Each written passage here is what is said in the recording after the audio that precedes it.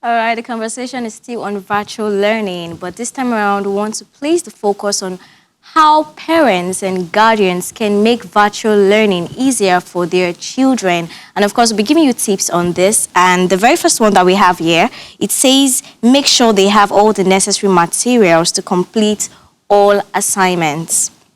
Whether it's a pencil and paper, a stable Wi-Fi connection, login informations for all accounts, a PDF reader, or note-taking apps or reading strategies, parents or guardians should provide whatever their children/wards need to get the work done. This is extremely important. Yeah. Imagine you going to the farm and then you're not even going with anything. You're going, please, how would you work? Do you understand? Really, you're going It to use limits, that, it limits the learning process. And it is even, I wouldn't say it's difficult because it is different for all parents now and guardians. All hands, I keep saying, are not equal. But then again, there's a way they can still try to make it seem easy. Like the write-up says, even if it is a stable Wi-Fi connection, a PDF reader and all of these things to make work easy, a pencil, a biro, all of this. You can imagine when, because in the traditional setting, it's the teachers that come in with the necessary, all what the students need to come in with is a book and a pen, and definitely with a listening ear. But it's not the same for online learning. For online learning, you have to be the one to, provide all your necessary materials to your children. So you want to make sure that everything they need to make that learning process easy for them, you need to provide with them. Okay, so we're going to be running down these tips, and we will not be doing that alone. We have another in-house literacy educator. She's going to be joining us this morning. Good morning, Kemi. How are you doing? Good morning. I'm doing well. Good morning. You sound bright and sharp. I like our educators this morning. Yes, all our educators this morning are bright and sharp. I love it. Thank you for joining us. Really. How are you doing? Can you hear us? How are you doing? I'm doing well. I'm doing fine. Thank you. All right. Well, I saw you last year, so I think it's appropriate for me to say Happy New Year. Actually. Happy New Year, Kemi. Yes, Happy New Year to you too. Okay, so we're going to be running through tips for parents and guardians of, how they can actually guide their children on learning virtually. We've already taken the first tip, which says make sure they have the materials necessary to complete all assignments. Now, when it has to do with stuff like that, what do you think? Have you encountered a situation where, children or pupils didn't have adequate materials during their classes? Please, could you go back the question again? Can you hear me? Yes, I can, but I just want you to go back the question. All right. So the first tip that we are taking this morning says make sure they have the materials necessary to complete all assignments. That's for students and pupils. So as an educator, I'm asking you if you've encountered a situation whereby, children, pupils, students did not have necessary materials during classes, and what did you do, especially when they were learning virtually? Okay, yes. So I've encountered situations like that. Now, the truth is that virtual learning relies a lot on the involvement of the parents. As much as the teachers will do their own side and we'll do our own work, a lot of parental involvement is needed for a smooth running of online learning. So for situations where the children do not have materials available at the time we have the class, what I do is just try to improvise or maybe give the child another engagement. If the child doesn't have what to do, what to use for that particular task, I look for another activity to just make sure the student is engaged rather than just being idle. Interesting. Okay, and we'll be reading the next tip for you this morning. And this one says provide an environment conducive to learning. This isn't always easy. If they are too isolated, it's difficult to check in with them. If they are at the kitchen table, depending on the child or their environment, they may be too distracted. This is even more challenging when everyone is home and the house is full. What do you think about this, Kemi? Okay, the question is about keeping the children isolated during the classes. Yes, providing a conducive environment for the children. Yes, so that is not negotiable when during online learning. The children have to be in an environment that is conducive for learning to take place. Somewhere quiet, somewhere where there's somewhere where they don't have distractions around. A sitting position that puts them, that gives them that mental readiness to learn. So there should definitely be a chair, a table, and so less of noise, no TV or anything that could distract them. All right. Very, very nice. Okay, so our next tip this morning says, help your child establish and stick to a routine. Now, even though school has gone to a virtual learning format, treat school days just like you would if your child was attending school as usual. This includes having them get up at the same time every day, get properly dressed, and eat a healthy breakfast. Also, encourage them to carry out physical activities during their breaks after classes. This includes stretching, short walks, etc. So a question just popped in my mind when I read through this. Have you had situations whereby, you're doing virtual learning, probably on a video call with students, and then you find them sleeping or they're playing and they're running around? All right, yes, so there are situations like that where the child is maybe snacking up or chewing something, or if I see the child maybe leave the screen to go and do something, and then the child comes back. So, so when that happens, just like I mentioned earlier, the success of virtual learning relies a lot on parental involvement. So most times, if the parents are around, maybe somewhere in the house, they can also keep tabs on the child. So they're also focusing on the child, seeing what the child is doing. So if the child has to get up, all right. Interesting. Okay, we'll be reading the next tip for you. And this next one says, don't teach. Instead, help them understand. Imagine the parents of a second grade student helping them complete an essay on their favorite cookie versus the parent of a high school senior helping them with a calculus problem or an analysis of Shakespearean versus Petrarchian meter. The former is a matter of sitting with your child, while the latter is going to likely require that you learn alongside your child or even learn it first yourself and then review it with them after. The bottom line is that helping your child understand the context, the content is definitely important. This is actually very important. I feel like a lot of there are some courses that require their parents to actually study themselves before you're able to even teach your children to understand. Because just by looking at it or just by reading it out, you might not fully understand it until you go back, study it, and then you're able to break them down in your own words that the child will be able to understand. Mm-hmm. But what do you feel, Kemi? What do you think about this particular tip? Okay, I didn't get some parts of the tip properly, but I think something about parents assisting their children during learning. Basically helping them to understand the context of whatever it is that, they are trying to teach, rather than just sitting down, teaching them or just reading out the book to them. How about they break it down? How about they make sure that the students are able to understand well? And according to the write-up is saying that it does not just lie or fall on the teacher, that the parent has to be involved in this. So what do you think? So, parents are standing as the middlemen between the teachers and the students during virtual learning. So parents also have a role to play in explaining to the students when they don't fully understand some concepts. In the case of the physical classroom, the face-to-face situation, the teachers are there and could go over explanations over and over again. But the virtual learning environment doesn't provide much of that opportunity, even as much as teachers will stretch and go beyond borders. So parents should also be available to provide assistance for their children when needed, not actually helping them or giving them answers to questions, but just guiding them through the learning process to help them understand.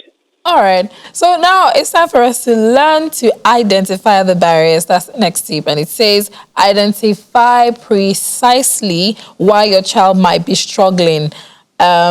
Is it focus? Is it motivation? Too much or too little structure? Do they need a hug or finger wagging, or for you to sit with them? Well. And if it's knowledge deficit, exactly what do they not understand?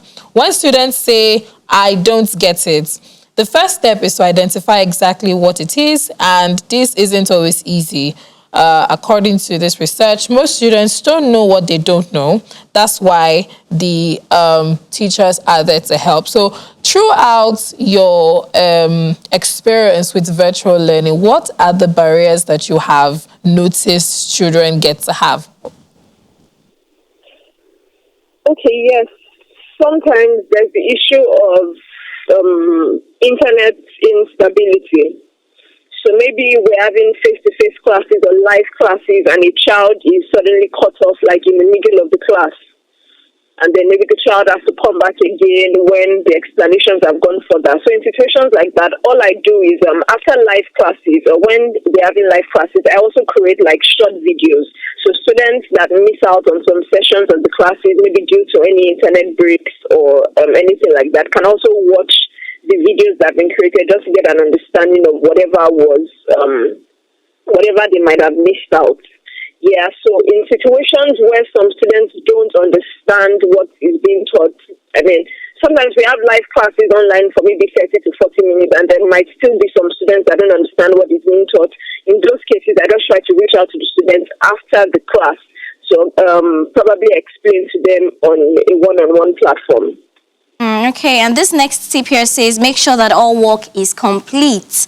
And any work that remains incomplete is incomplete for a good reason and has a time bound. You can take an actionable next step. For example, email the teacher asking for clarification on step 3 of the activity so that you can turn it into the next day at an agreed upon time. So you said that, the parents or guardians are more like middlemen, between the teacher and the children. But however, there are some things that even the parents will not be able to understand. Even if they try, there are some things that it is the teacher that can fully explain to the child to make the child understand. But because at that particular time, the parents are the one available there. The parents are the ones seeing the child face to face, seeing what the child is doing. They might not be able to, explain some certain things to the child. Though you've said that, yes, it's very important that teachers try to make videos, to show the children what they are talking about. But even at that, some of them might still not be able to grasp the entire thing. So what do you think, teachers and parents can do to make sure that every work given to, the children are done and they are completed in the right time? Okay. So, first of all, I think I should mention that virtual learning offers the opportunity for teachers or instructors to maximize different types of content styles or platforms to facilitate learning or to ensure that students actually understand what is being learned. So, I mean, the use of live classes, yes. For me, working with younger children, I do different things to try to make them understand a particular topic. Sometimes I create videos, I use animations, I use cartoon characters, just different concepts. So if a child doesn't actually grasp through the use of one content style, there's another content style where the child might also be able to relate to understand what is being taught. But after it's being done and the child still doesn't understand or doesn't grasp the concept, yes, so I feel the parents should let the teacher know, and then the teacher can work out a suitable method to get across to the child personally to then explain or reinforce whatever concept has been taught. All right, so this next tip talks about parents checking with tutors, advisors, and teachers. I want to ask you, have you had situations where parents feel like during online classes their children are not connecting, they are not following what they are not following, and they need you to probably change your style of teaching, or they are complaining about certain things, or they are applauding you and giving remarks and comments? Have you had such encounters with parents? Yes, I have. So when remote learning initially kicked off at the onset of the pandemic, yes, there were remarks from parents like that. But I think I should also add at this point that parents should understand that virtual learning or online learning is clearly different from the physical environment. There are many differences between the online learning and the physical environment. So sometimes parents are thinking that the same amount of time that is being used in the classroom should also be used online. So maybe after a class goes for about 30 minutes online, the parents are wondering, oh, is that all? Shouldn't there still be more? But screen time should be controlled for children. So parents have to understand that. For me, having those issues where parents, are giving remarks or concerns, what I try to do is to help them understand the nitty-gritty of the virtual learning environment, to help them understand that it's clearly different from what is obtained in the physical classroom, and then we're able to get on the same page. Okay, and this last one that we have here is on the parents themselves. Take care. It says take care of you. This one is extra important and we hear it often, but take care of you. If you're not taking care of your own physical, emotional, mental and spiritual needs, you will have less energy, less space and patience to connect and take care of your own children. What do you think about this? Okay, please can you go about the question again? It says take care of you. Basically, it's talking to parents how it's very important that they take care of themselves, their spiritual, physical, mental well-being, for them to be able to, connect to their children. Because it's only somebody that is stable, somebody that, is mentally okay. That's the only way they will be able to connect with the child without having to, infuse any negative vibe into the life of the children. So what do you think about this? So I think that's absolutely correct. Yes, so as much as learning is focused on academic activities, the mental, physical, spiritual well-being of the child is also a critical factor to ensure that learning takes place. So I totally agree with that tip.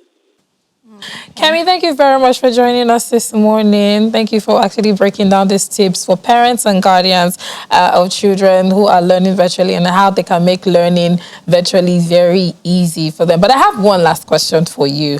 Do you think it is a great idea that students, especially university students, are back in school at this moment?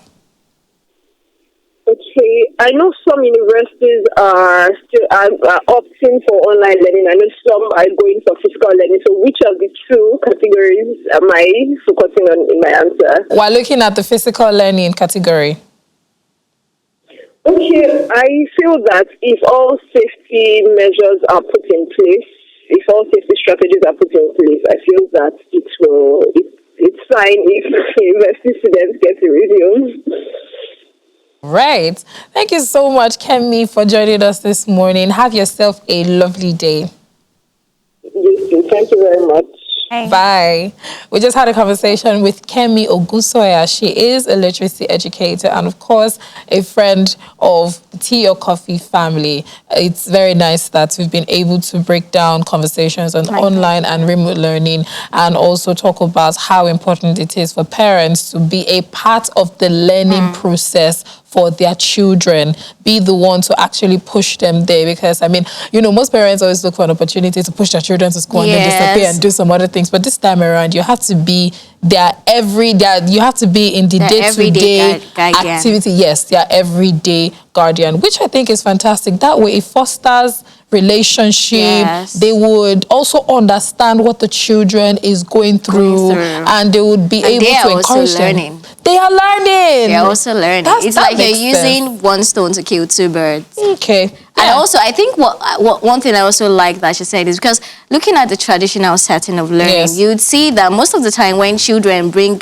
in homeworks, they are always tempted to, let me just help you do it. I can't start putting you through and all of that. But she said that it's very important that you actually make the child understand what it is that particular study is trying to teach. You can't just collect the child's, notebook or whatever it is that the child is and just, fill in the answer. Doing acting that way, the child will not be able to grasp anything. The child will not understand. And the next class, the child will seem lost, so it's very important that, parents also learn, calm down, take their time, because a lot of parents is always this time. They don't really have the patience for, to explain to their children. So if we are going to, take this upon ourselves. If online learning, remote learning is something that we'll be looking into, seeing how the world is already going digitalized anyways.